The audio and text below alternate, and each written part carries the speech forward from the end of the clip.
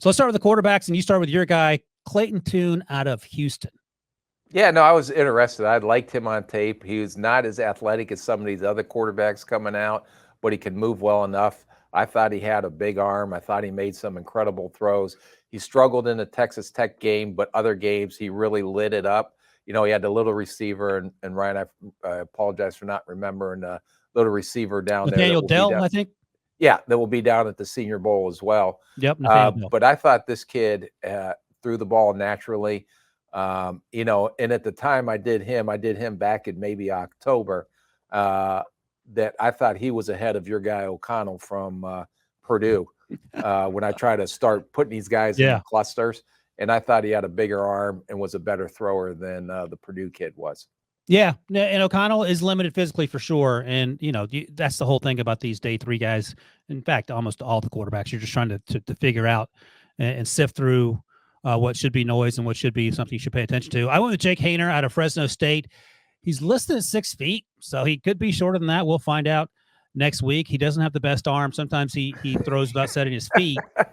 It'll fit all the other midgets that you have on this list, too, that you're very enthusiastic about. So, but he gets rid of the ball quickly. He has a quick release. And, you know, he seems to be a pretty smart player in terms of what he's looking at pre-defense, pre-snap, and then post-snap. But again, at this point, we're talking about these players here in particular. You're trying to fill out the roster, guys that can come in and compete. They're not going to be starting right away. No, and I like this kid because I thought he was very competitive. Yeah. When you watched him on tape, I just didn't think he had the deep ball accuracy or the big arm down the field. I guess my comparison to him at the time was a little bit of a Case Keenum type.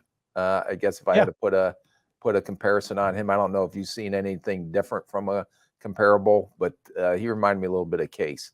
That's a great comp because Case did pretty well for you guys not too long ago, for sure. All right, let's move to the wide receivers. I'll start because I know you're going to talk about your favorite player in this draft in just a second. Boy, is that sarcasm running off on you? Jeez. So Rashee Rice. Now he's a thick player. Let me get his measurables. Yeah, he's 6'3", about 210, I believe. Yeah, I don't think he's going to run very fast, but that's fine. He's listed as a 4.4 guy. He doesn't play as a 4.4 guy, so we'll get that confirmed.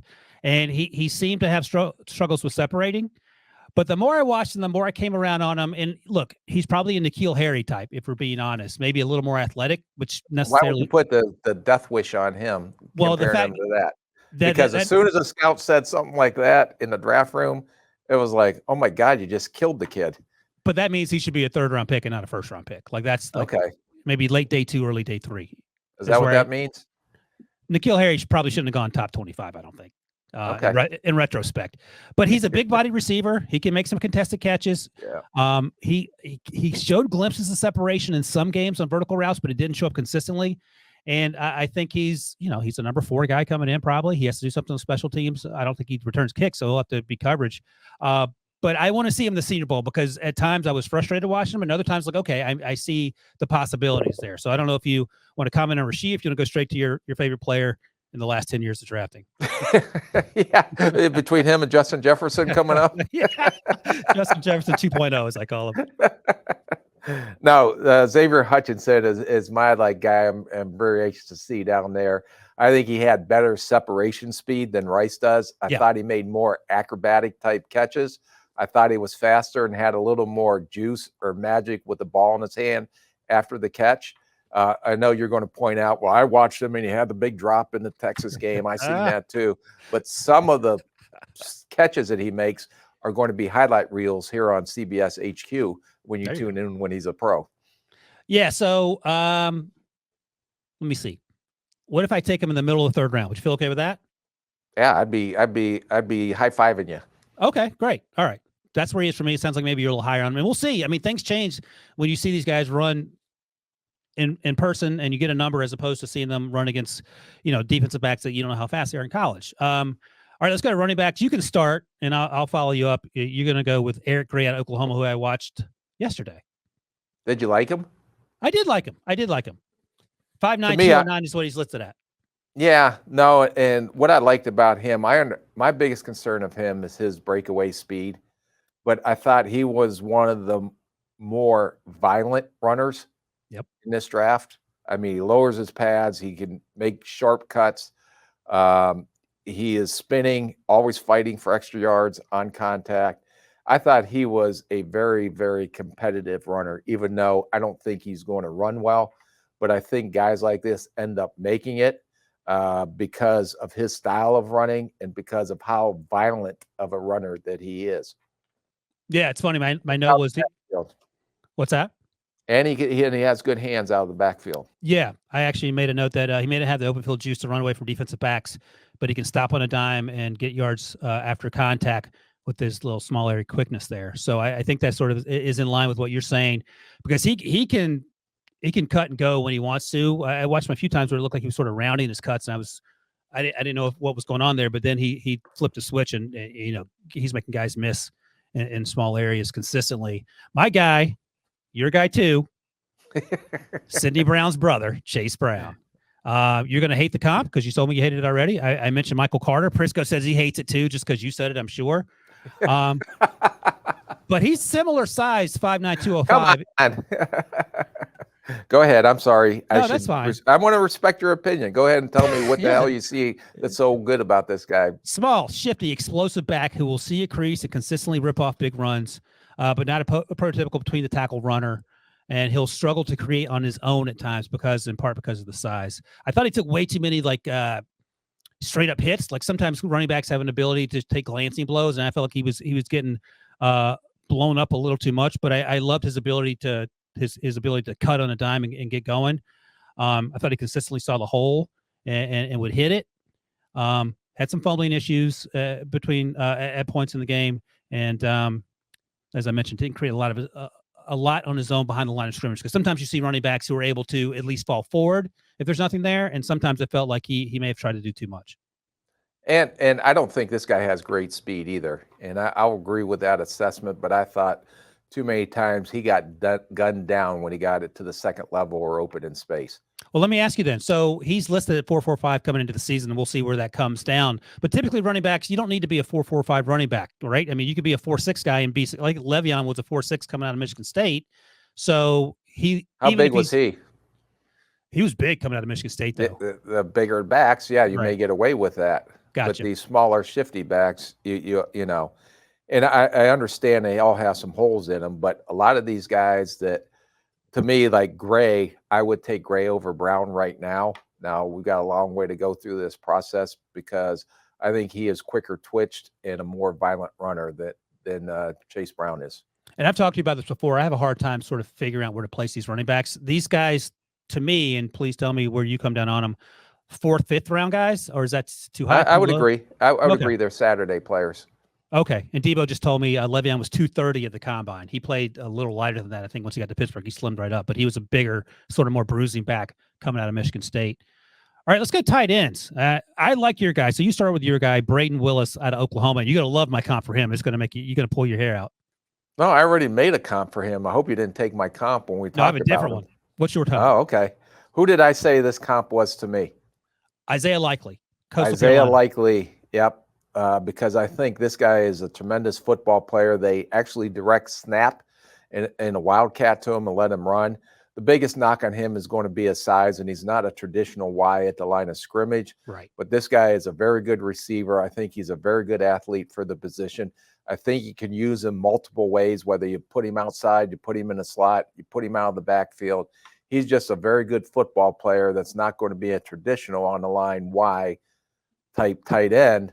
But with the way the NFL was evolving, I think this guy is going to create some mismatches in the passing game. And he's not afraid to block. He's just small, and he's going to struggle to create movement when he is blocking, but it's not effort. And as long as I see a guy that is willing to at least try to block, maybe you can improve that with some technique and things like that. Maybe get him a little stronger, because a lot of these kids aren't physically to the max of their maturity from a physical standpoint and a strength standpoint. But this kid was just a football player that really jumped off the tape to me. Yeah, so he's listed at 244, 6'3", 244. So he's big, not for fullback tall, I mean. And I comped him to a guy who came out played a similar position in sort of a tweener role, 6'1", 248. You're going to hate this so much. I can't wait to tell you. Guy by the name of Kyle Juszczyk. Who? So you mentioned, right, he's not a typical inline tight end, and he played a lot of, lines up at H-back. You can line up at fullback if you want to. You mentioned the direct snap. I thought he was a really competent blocker, like one of the best blockers for quote-unquote tight ends. He is undersized, no doubt about it, but he consistently locked guys up at the second level, so you get to the linebackers and to the safeties, and I thought he did a good job with those players. But, right, he ain't going to be blocking defensive ends successfully. You know a better comp besides that comp you just gave? Maybe the kid that came out of Maryland. Chig Okonkwo. Yeah. There's another guy that was in that. There. See, they're just coming off, flowing out of the top of my head right now. Yeah, you're on fire. So, but I liked him. I liked him for different reasons than you, but I think we came to the same point in the middle. So let me ask you this. I had him as a sort of a mid to late fourth. That's where Juszczyk went. Isaiah Likely went in the fourth. Chig went in the third, maybe. I have to double check. I think if this kid runs well enough, he's got a chance to get in there late Friday, but definitely a fourth-round pick. But I think this kid's going to run pretty well. If he can run in the 4.5s or potentially even lower, this kid's going to rise up some draft boards. That's why I put him as a guy that I want to look down at the Senior Bowl. And he is, as you mentioned, he is just a good football player. He's a guy you want on your team for sure. My guy is Luke Musgrave. Now, he only played a handful of games. He suffered a knee injury and didn't play the second half of the season, but he ain't going to block anybody, so don't get any misconceptions about that. But he is 6'6", 250. He's listed as a 4.86 guy preseason. We'll see how that plays out. But he is an absolute matchup nightmare in the middle of the field. I think he has some yak ability. He has the ability to separate at the top of the route against linebackers and even safeties. And I like him as a passing chess piece. Again, he ain't blocking anybody, but I think as we see these sort of tall wide receivers, tight ends in the middle of the field helping out these young quarterbacks, I think that could be his value at the next level. I'm not going to argue with you on that. And of the 6'6" tight ends down there, I think the kid from Clemson, Allen, is a big kid that I watched. This guy's way more athletic. Your guy, is it Durham from Payne the Durham, tight end like. from Purdue? Yeah, I think it's scheduled to be down at the Senior Bowl, if I'm not mistaken. I think this guy is more talented than both of those guys. Yeah, and Payne Durham looks a little bit more like your prototypical tight end, like 6'5", 255 or whatever he is. He's not as athletic, I don't think, as Musgrave. I want to see where Payne sort of ends up too as well, because like I said, he looks like the prototypical guy, but we seem to be moving away from that. All right, let's go to offensive line real quick. Let's go back to your guy. You love this guy, number 2 behind Xavier Hutchinson. I think he's number 2 on your board. He'd be your second overall pick if you were. What board? Do I have a board? You just didn't give me a board. If you were the Texans, you would take. I just listen to what you tell me what to do, and then I do it. That's why you. And Debo tells me what to do. That's why you're the trouble you're in. All right, Cody Mauch out of North Dakota State. Again, just a good football player. I think he was in our conversation on that. I don't know. Like, let me ask you, put it to you this way, because if people listen to previous episode, they know that we love this guy. What are your concerns about him? Is it the lower level competition and the age? A little bit the age, but I'm anxious to see his length, because I think he is more than athletic enough to play left tackle. I just don't know how long his arms are. It's tough to tell off the tape, but I love the way this guy finished, especially in the run game. Now, it'll be interesting to see how he holds up in one-on-one pass protection drills down there, because they don't pass the ball a lot at North Dakota State. So he may have a few holes down there. And if you see a guy down at the Senior Bowl and as part of an evaluation, if they're out there on Tuesday and he looks horrible the first day of one-on-one drills, you watch and see if he can progress by Wednesday and Thursday and see if you can see small steps of improvement, because he's getting coached by NFL coaches down there. They're working with him with the technique. But if he continues to stay flat, or even worse as the week continues and the pre-draft process, part of the pre-draft process, then you may I may have overgraded this kid a little bit. But I love this guy's tenacity and energy that he plays with on the football field. He's an animal. Pre-season, I had him at 32 3/8 inch arms. So that's on the line there, right? That's right at the edge. Yeah. So he's going to have to be ball out. And look, based on what we saw, he can certainly do that. My guy is he has 400-inch arms. DeJuan Jones, the absolute and weighs 400 pounds, but that's 400 pounds, just only a slight exaggeration. The right tackle for Ohio State. And I was actually talking to Scott about this because I didn't know where to put him, and he said, like, even though he's not going to be the most athletic player there, he is so enormous that it's hard to get around him, and his arms are so long he can sort of redirect guys even if he gets beat initially. That said, you're not going to take him in the first round because the concerns aren't on the field. It's like, okay, will he control his weight? Those sorts of things. So I love his on the field productivity, given that he doesn't look like your prototypical offensive tackle. As a general manager, are you concerned about those are the questions you're asking in the meeting? Yeah, those are the questions you're going to try to get to the bottom of. But I'll give the credit. I did this kid early and wasn't a huge fan because I didn't know if he moved well enough. But the more tape you watch on him as you go through the season, the better and better he got. I think last year he really struggled when I remember watching Hutchinson in the Michigan game. Hutchinson had a day on him now. So he had a day all around. Yeah, but he's definitely improved this year. The biggest thing teams are going to want to look at is he agile enough with his feet? I understand his massive size, and that's going to make him tough to get around. But is he going to be able to match up against some of the edge rushers he's going to have to go in this league? And if they do get an edge on him, is he able to recover? Does he have the balance to recover? If not, some teams may look at him inside as a potential guard, but that's also a whole nother topic because if you move him into guard, is he going to be quick twitch enough to react? Because the things happen a lot faster inside than they do when you're out on the edge as a tackle. All right, let's say. But quickly, there are guys that play pretty good at his size in this league. There's a kid down there at Kansas City that was with Baltimore that went from right tackle over to left tackle out of Oklahoma, if you recall. That's exactly the name that Scott mentioned too. You guys are pretty good at your jobs. No, you're just guessing like everybody else. So quickly, let's assume that DeJuan and Cody both have, above average Senior Bowls. Doesn't change your grade. Which one are you drafting first? Let me get through the Senior Bowl here first. Now, do you go with the left tackle, probably the more athletic guy, or if DeJuan goes down, Jones goes down there and balls out? Yeah. Then it's a big man's game, especially in the front seven. So you have to remember that when you're evaluating these guys, right? That there's some true men that are playing in those trenches, and you better be able to match up against the power that it takes to play in this league. All right, we're gonna speed up here a little bit because we want to get to Rick's pick. So I'll do my guy Karl Brooks quickly. Bowling Green. Here's the thing: he's just a good football player. I made a note. He's so incredibly fun to watch. High motor. He's physical. Shows a little quickness, a variety of pass rush moves, and he's consistently disruptive. Now he's the exact opposite body type of your guy Andre Carter out of Army, who I think needs to get a little stronger. And Zach Harrison, who looks like he was chiseled in a lab. I don't know if you chisel things in a lab, but if you do, that's Zach Harrison.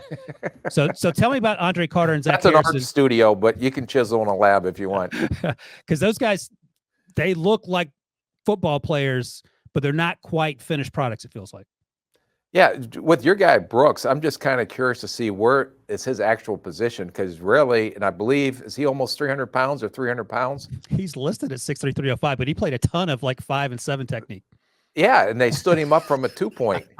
And now he's going against MAC competition, the Mid-American Conference competition. But I can't remember the Power 5 team they played in early in the season. But he showed up in that game as well. I think did they play UCLA this year? I can't remember what. I'll check real quick. I think so. Yeah, but my guy Carter from Army is just long. He's athletic.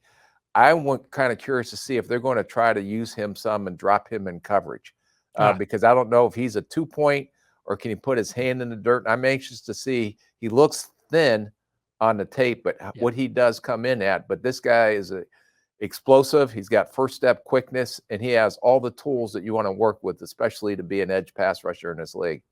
Yeah, Bowling Green and Karl Brooks played UCLA in week 1. You're exactly right about that. I'm going to skip over these linebackers, Rick. We'll talk about them. We'll regroup next week and talk about my guy, Carlton Martial, out of Troy, you talk about undersized. He's undersized. He's my little bowling ball guy that I love in the middle. And your guy, Dayon Henley, we've talked about before, out of Washington State, and we'll see how he does in this week's worth of practice. But I want to get to the defensive backs, and then we'll get to Rick's picks. So let's start with your guy, Daniel Scott, the safety out of Cal, who's a lot of fun. What do you got? Yeah, no, he's an interesting player. I'm anxious to see how athletic he is in space. I think he's got very good speed. You see him get out of his burst. He's come down. He'll hit you. He's a little tight out of his turns when you watch him on tape, but he has some recovery speed. My biggest thing is I thought this was a very good football player. Not a lot of people talk about him. I think he's going to run well and better than most people think at the combine. I'm just anxious to see, is he in the box safety, or when you go down to the Senior Bowl, does he have enough athleticism to play on the deep half of the field or in the deep middle part of the field? So interestingly, 6'1", 207 was his listing before the season, and he was listed at 4.60. And one of my notes was he looks much faster than that on tape. And I actually, one of the other notes I made, I thought he was better than Juan Thornhill, Taylor Rapp, Nasir Adderley coming out, and all those guys were late second-round picks. So are you taking this guy late second round if he's there?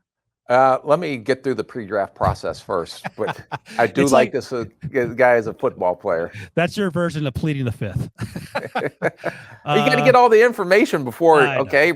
When we go down to Kansas City and start talking about these guys, I'll tell you exactly where I take them. All right, you need a little patience. People aren't patient these days, Rick. All right, let me talk about my guy. I love this guy. Now, there'll be questions about his deep speed, but he's like 6'2". He is, hold on, let me find him. I had him. Oh, there he is, Anthony Johnson, UVA cornerback, 6'2", 202. He's listed as 4.5, but he looks a little slower than that at times. But I thought he moved pretty well, changed direction-wise. I thought he did well in terms of staying in phase down the field, even on some crossing routes. He's supposed to be an incredibly good young man in terms of off the field stuff. There's no concerns there. Louisville transfer. And again, huge cornerback that feels like he plays primarily outside. He's not coming inside. That can match up against the DK Metcalfs of the world. What do you think about my guy, Anthony Johnson? Yeah, well, if he can cover Xavier Hutchinson, then I'll agree with you. If he can't, then I'm the biggest thing I'm concerned with is the speed and what kind of system. If you're going to play man coverage all the time, I think he's going to struggle. If they play some of the stuff that Seattle plays and some zone coverage, that he may be a better fit than a true pure man coverage type team. Yeah, that's right. And again, I'll plead the Rick Fifth and say we'll know more once we get down to Mobile and get our eyes on him. So are we going to have some side bets going on every day down there on your guy versus my guy? Yeah, Debo actually made a list on the rundown of the bets we have going so far, and we will revisit those next week, and we'll add a few more because at $1 a bet, I'm going to make some real coffee money here if I win a couple of these things. So I'm looking forward to that.